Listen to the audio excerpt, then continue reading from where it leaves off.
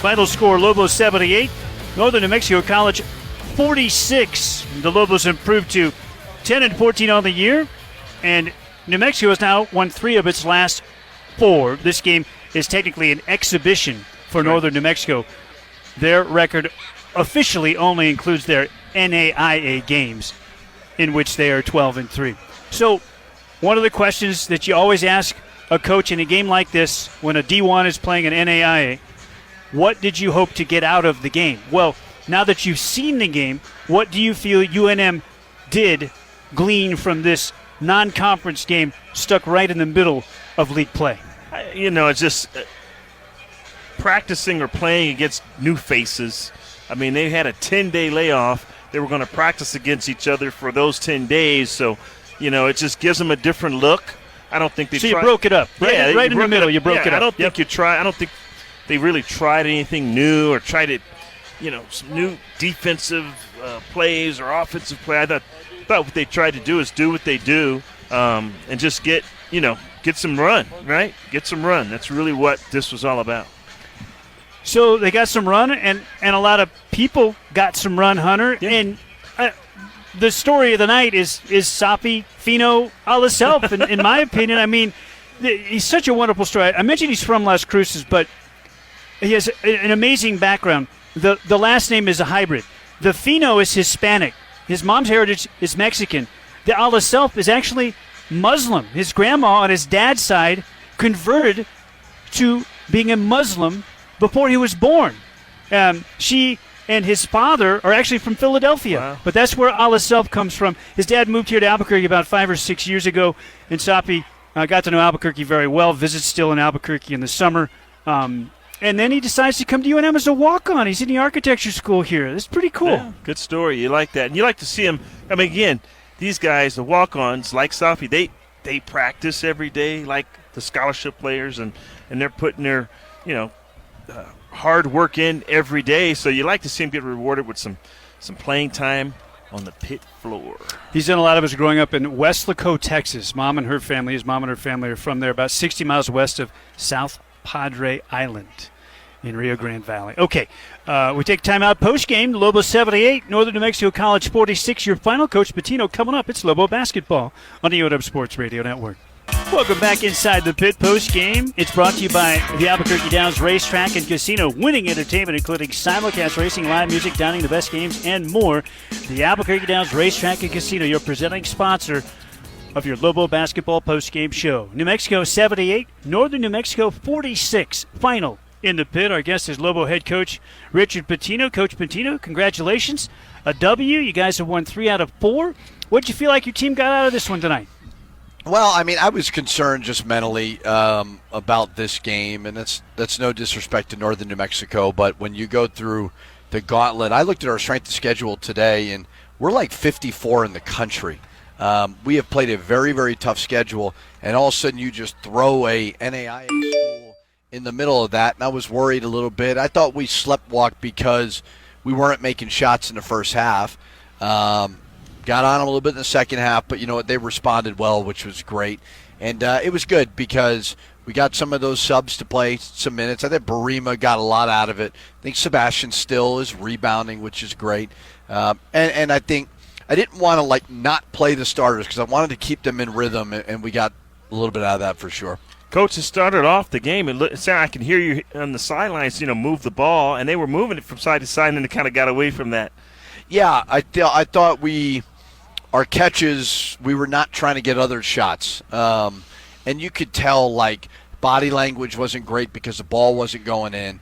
And I've tried to tell them over and over again, you're not going to score 91 points like we did versus Air Force all the time, and that's okay. We still don't have a high level of toughness on this team. And, we can't have Jay, although he did some talented things in the second half, he needs to have more rebounds at 3. Saquon was 17 minutes, needs to have more rebounds than 2. Sebastian was great, Barima was great, but we got to start throwing some punches first better, and that's going to happen with strength training. It's going to happen in recruiting, but overall, obviously a good response in the second half. Is that a mental thing also? Is it not just physical, but a mental state? I think it's I think we have young bodies who I think a lot of these guys didn't quite understand how physical this level is. Like Jay Allen Tovar is a great example, and I love him as a kid, but he didn't think he needed it. And I think he now sees it going through it, and that's where experience is great. And Taryn needs it. I mean, they all need it, but they're also not – I don't know if any of them are personally, individually tough like that. And they need to understand how to play the game where, like, you're not going to get the rebound over us. We're going to offensive rebound. We're going to impose our will, and it's going to take some time, I think, to evolve into that. I'd be remiss if I didn't take this opportunity to ask you about Safi Fino Alaself, because he worked his tail off for you for an entire semester while not being eligible. He gets eligible, and he gets his first court time, and he knocks down a 3-ball, and he's such a great story. And you brought him in as a walk-on. Why and how excited are you for him? Yeah, I mean, happy for him. I wanted to try to get Taryn a couple more minutes before I put him in, just to see if we can get Taryn kind of going a little bit. But Safi works his butt off. He really does. He's a good player. I mean, to come in and do walk-on tryouts, and he's a great teammate, and he's great in practice.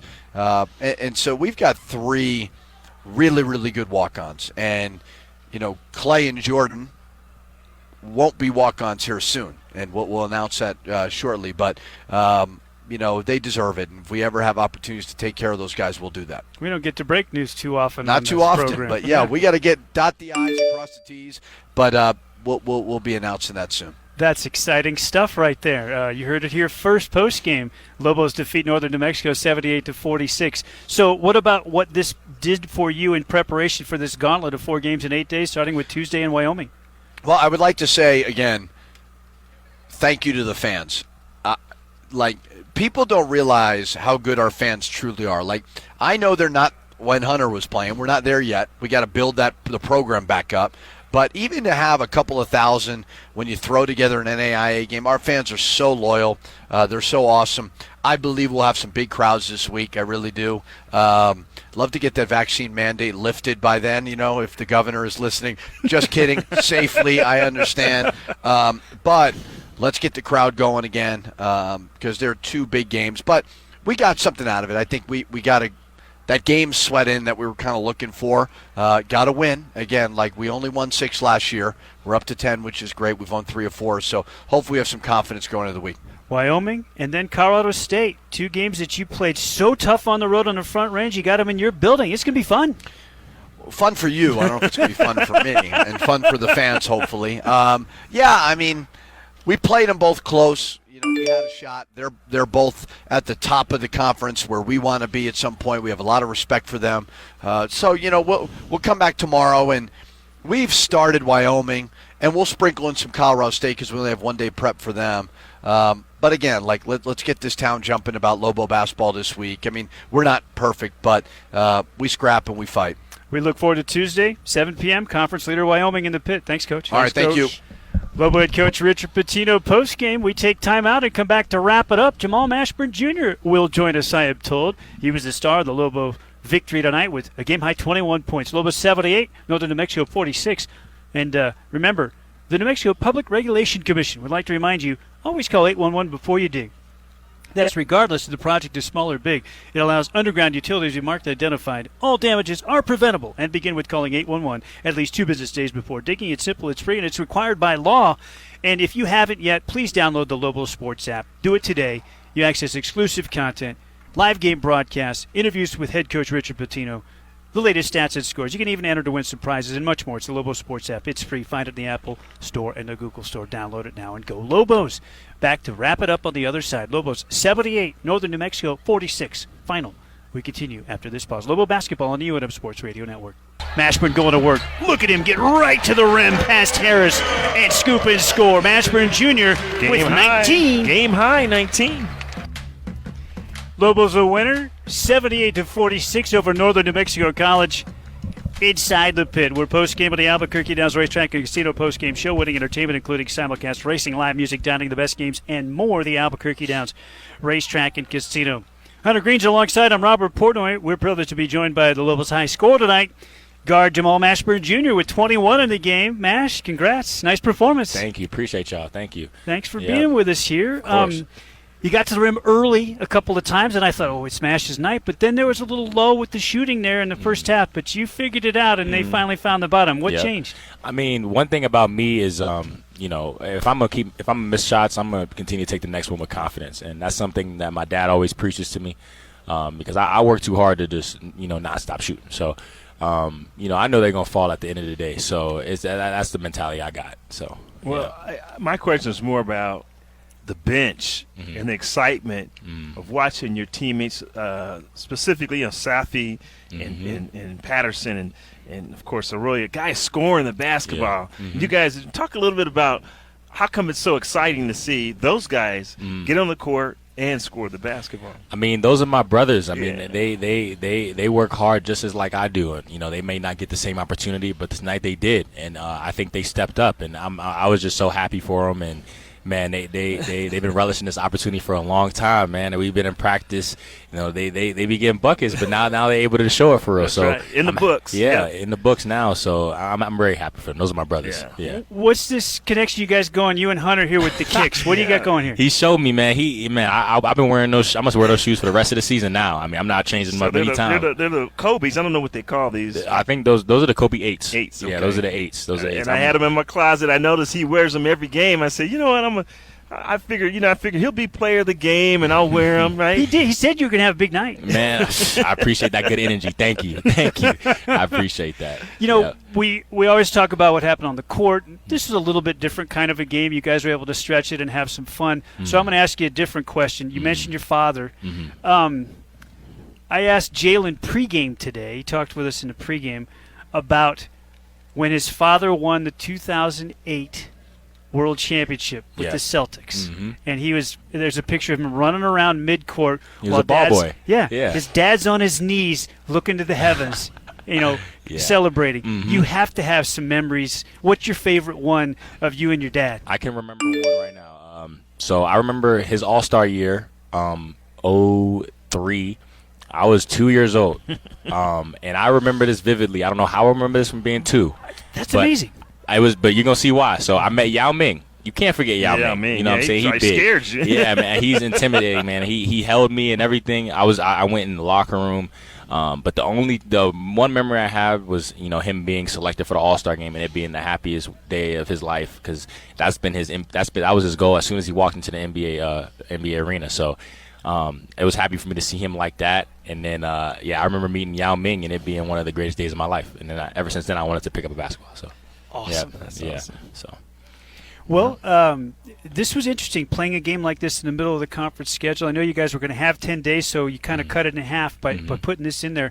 What did it feel like playing Northern New Mexico, an NAIA school, right in the heat of the Mountain West slate? I mean, honestly, we needed this. I mean, we need to work on some things, and we're getting prepared for another tough conference schedule coming up. We got Wyoming, Colorado State, and we really want to get those guys. We have Wyoming by the ropes, and I want that one real bad. So we gonna do whatever it takes, and we needed this game to work on certain things, and I think we executed and did well. We're gonna go back and practice tomorrow and handle it. Remind me, Hunter, what happened at the end of that Wyoming game that might have MASH? I think the official got it wrong, basically. There's no doubt from where we sit, MASH. Yeah, completely wrong. But it's all good. Calls gonna happen. Yeah. But we just gotta keep playing. But we gonna be up for that game for sure. You guys played CSU tough too, didn't you? Yeah, for sure. Yeah, we gonna play them tough, man. We gonna get them. Got them in your house now. I got them. Yeah, we got. All right. Hope the fans show out for that, because I think it'll be a good one. Yeah, we gonna need them too. They need their energy, because we're going to bring our own. I know that. We're going to bring our own. So, we ready for I'm fired up for that one, man. I'm fired up for that one. They'll be here for you. Thanks, Mash. Yeah, thank you so much. Thanks, Appreciate you guys. Congratulations. Jamal Mashburn Jr., our guest here post-game. Hunter, that'll wrap it up. Good win for UNM, 78-46. The Lobos knock off Northern New Mexico. Mash goes for 21 on 8 of 13 floor, 2 of 4 arc, 3 of 3 foul line, and 2 dimes and a steal as well. He's a complete player, and one of those everyday guys Coach Pitino talks about that has a plan. Every moment that he's on the court, practice or game, has a purpose, and it's been that way, and the future's bright for that young man. As a coach, that's just a delight to have a player like Mashburn Jr. who can you know he's going to show up. He's going to class. He's doing what he's supposed to do. I call him a college professional. I mean, that's what he is. I mean, he works hard on the court. He works hard in the classroom, and you could just tell he's just a well-rounded kid who's enjoying his college days. All right, that's it. We're going to put a ribbon on that win over Northern New Mexico, 78-46. So here's the gauntlet. Starting Tuesday, that's February 15th. That's 7 o'clock here in the pit. Wyoming, the conference leader, comes in. They've just lost once in conference. It's Wyoming, Colorado State, San Jose State, Utah State. 2 at home, 2 on the road. It all happens in a period of 8 days. The Lobos play Tuesday and Thursday next week against Wyoming and CSU. We hope the fans fill the pit. But this is as difficult as it gets in conference to play 4 games in 8 days. Oh, it is. And this time of year, too. I mean, you know, guys they've got some miles on them. And but that's what February. I always talk about February for especially the freshmen and the JUCO transfers, because they just don't know how difficult it is at the Division I level. And then, of course, there's that wall, in February right before conference tournament. All right. We've hit the wall. Time to say goodnight. Thanks to Mike Vitale, producer and engineer. My partner's Hunter Green. I'm Robert Portnoy. See you Tuesday, Hunter, in the pit. That's right. Okay. Cowboys. Yes, sir. And the Lobos maybe avenge perhaps their bitterest defeat. Oh, that one I say in the home loss in OT to New Mexico State. Yeah, those are the two at the top. I'd say of those the two. list. Yep. Okay. All right.